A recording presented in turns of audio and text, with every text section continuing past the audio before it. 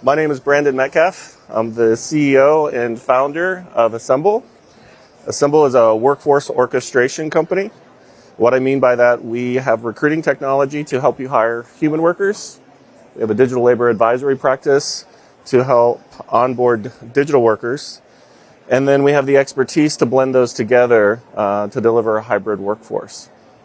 And I'm Mark Grimwood. I lead our global sales and distribution recruiting function here at Salesforce.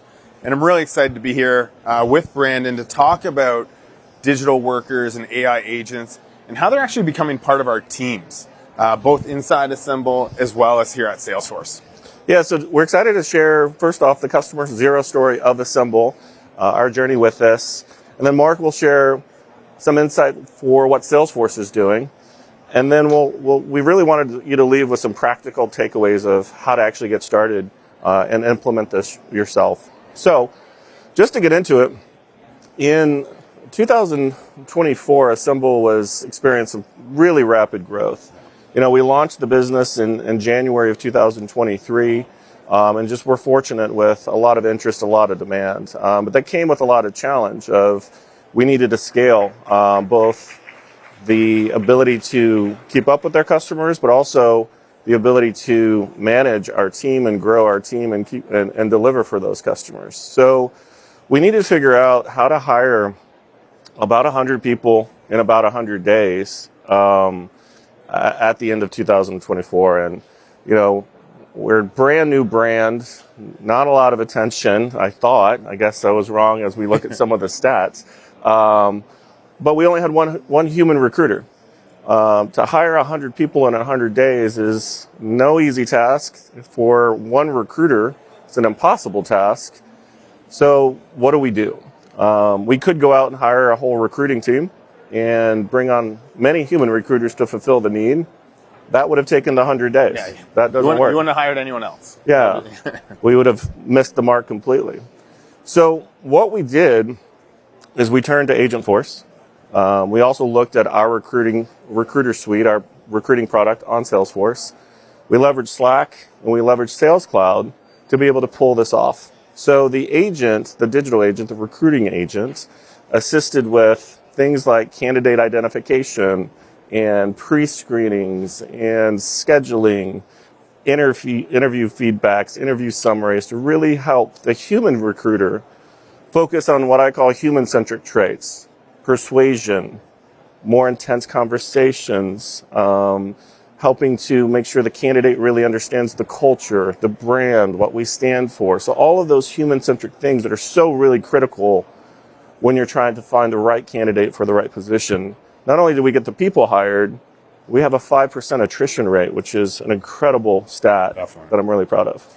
Now, Brandon, like when you talk about that, like first of all, that is an incredible feat. Like that is a very quick turnaround. When you were looking at where to deploy the agent and deploy that digital labor, there's a lot of different areas you could have put it. Yep. Why did you decide on that? What was the value that you saw coming out of starting your digital labor journey there? Yeah, I mean, we really needed to look at the business and say, where can we make the biggest impact?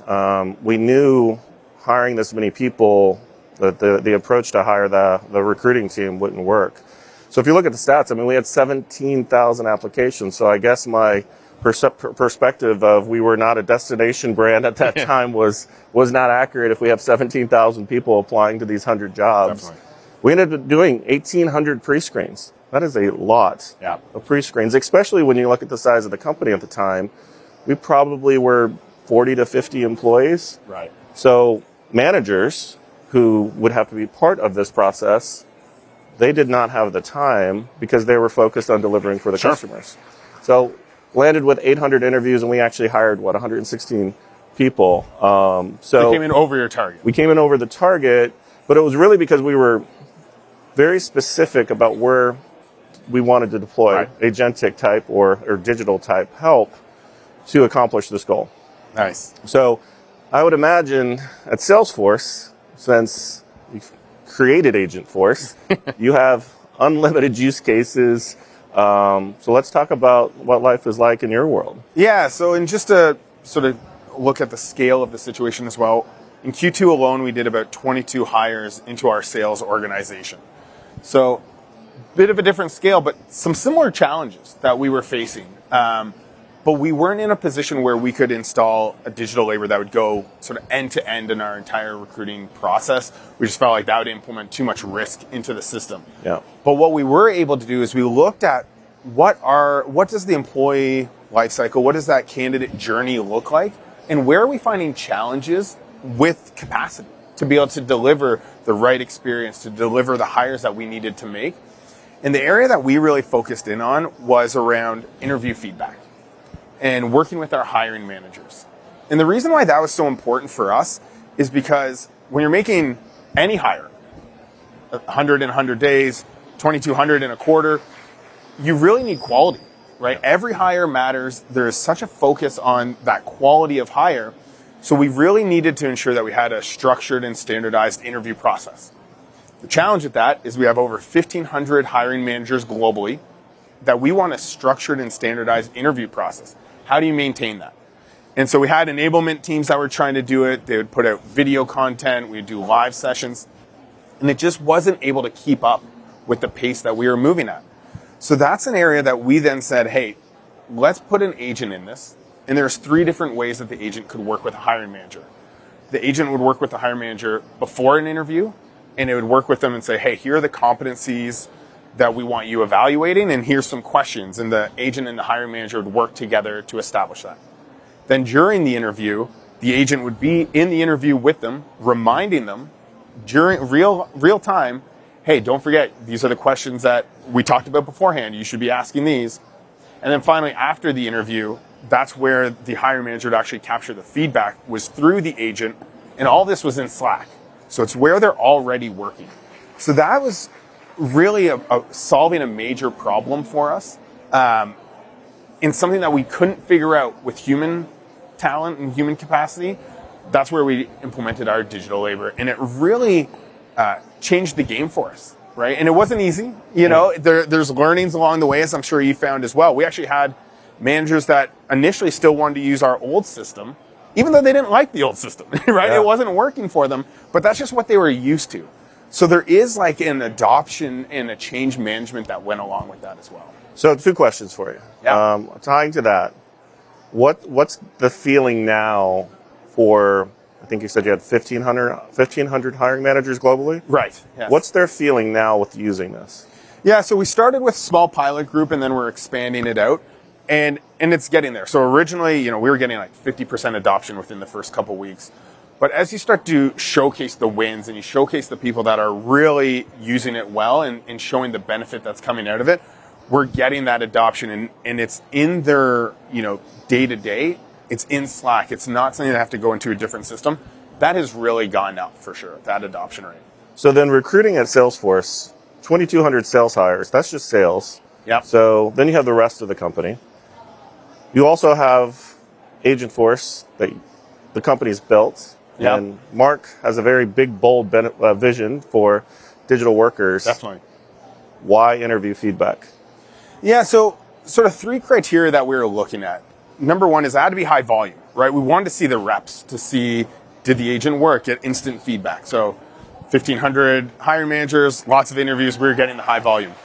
We also wanted to have impact, right? Like it actually had to solve a problem that we were having. So for example, we were also looking at, do we roll out an agent that helps candidates on our website find the right job to apply for? And we actually have that agent now, but when we were initially starting... Sounds like a cool agent. It's a cool agent, but we get over 1 million applicants a year, right? Like if they find the right job a little bit faster, that's not really solving a problem that we had, whereas collecting that interview feedback and actually driving that quality of hire was a major problem that we were having. So those were the first 2. And then the third part is, it also had to be something that if it didn't work for whatever reason, it wasn't going to crash our entire process, right? So it's like if the interview feedback agent wasn't working, yes, we had a backup and we had a different way to do it.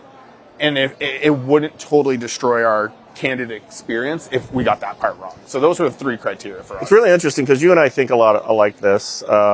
Ties into what we want to talk about next with how to get started. 100%. We had a dinner in Toronto 6 months ago, Yeah. 7 months ago, where we talked about pretty much this approach that we both have validated.